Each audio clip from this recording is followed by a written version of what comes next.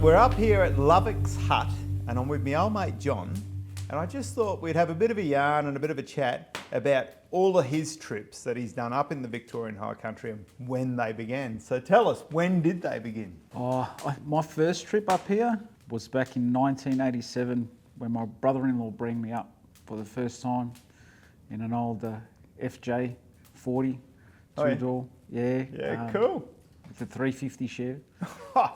Well, fuel wasn't that dear back then. No, it wasn't. It wasn't at all. 87. Gee whiz. That's a few years. How many years is that? Too many. 37. 37 years 37 years ago. Right. Well, we won't go any further on the age. Now part. everyone knows my age. Why was your baby then? Yeah, it was. Yeah, right. Yeah, no. So and what? That's and since then, what? How often? Well, as a teenager, I was growing up, coming up with family and everything like that. And then as time went on, it was time for me to get my licence and get my four-wheel drive. And I bought myself an old FJ. Oh yeah. Yeah. Follow suit. Yeah, followed suit and ended up coming up here. Yeah, I've come up here so many times over that period with, friends. Yeah. Bringing the family up. Yeah. And like my boys now, I've probably bring them up so many times at different ages, from when they were 2 to when I think the youngest is 13 now. Yeah. So yeah, no, we've been up here for a long time with a lot of trips.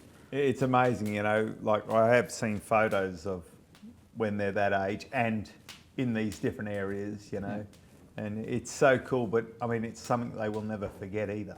No, well, my boys will never forget. I keep going back to the same spot a couple of times. Mm-hmm. So down at Bindaree Falls, and I took them when they were little, and then I took another photo when they were a little bit older, and then took another photo when I was a little bit older, and just right. recently I took one out in January. So I kept it going that I could go to the same spot and take the boys all the time. Yeah, awesome. Yeah.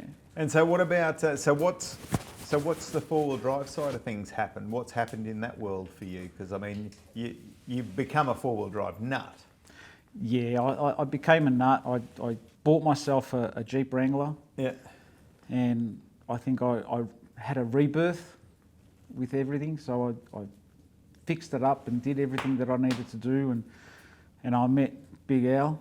Yeah. And Big Al sort of dragged me out of the closet, and I started moving more and more, and went on a lot of trips and started taking a lot of people out. And When you say you took a lot of people out, what did you take them on, tours or something, or what? yeah, so I joined the group with fourwheeldrivetrip.com. Yep. And it's a group for like-minded people. So anyone could post up a trip and jump on and go out. And I started doing that and met more people and more like-minded people. And that's all coming up into the high country and stuff? And so we were coming up in the high country and did a few tours with 8 to 12 cars coming up. Yeah, right. So, yeah, right. and did shots from coming up from sheep yards all the way up to Upper Jameson, down the bluff, up to Lovick's where we are now. Yeah.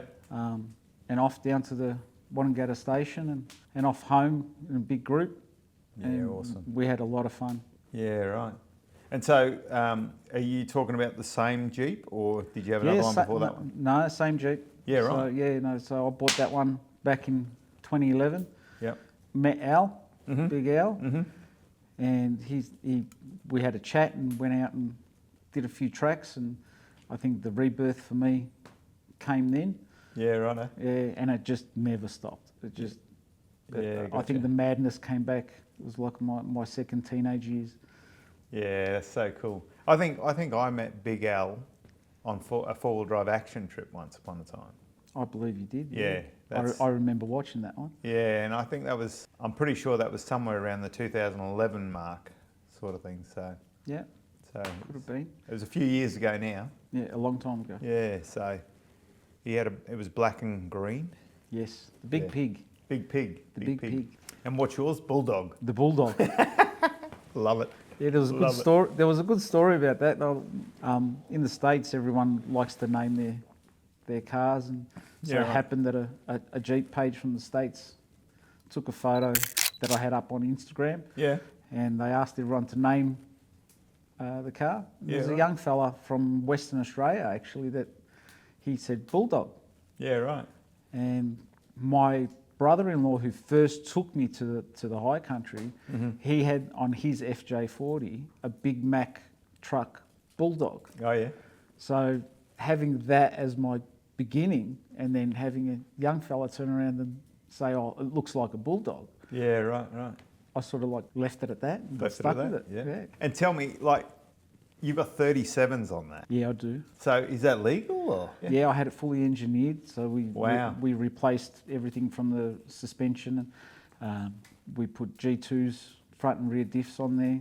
Yeah, right. Air lockers, new drive shafts, and had it re-engineered, and yeah, road legal. Wow, that's awesome. So good. As far as that goes, are you going to do any more mods to your car or? No, I was actually thinking of going the other way. I was actually thinking of going back to 34s or maybe even 33s or 35s. I haven't really made a big decision yet, but I'd like to actually reduce the size. But having the 37s, it's sort of taken a little bit of the fun out of it because you really don't need to pick a line anymore. It's taken the Yeah. difficulty out of four-wheel driving, Yeah, yeah. and I think that's the bit I love the most. Yeah.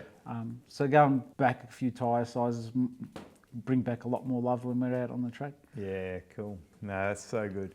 So tell me, what would be your favourite hut in the high country?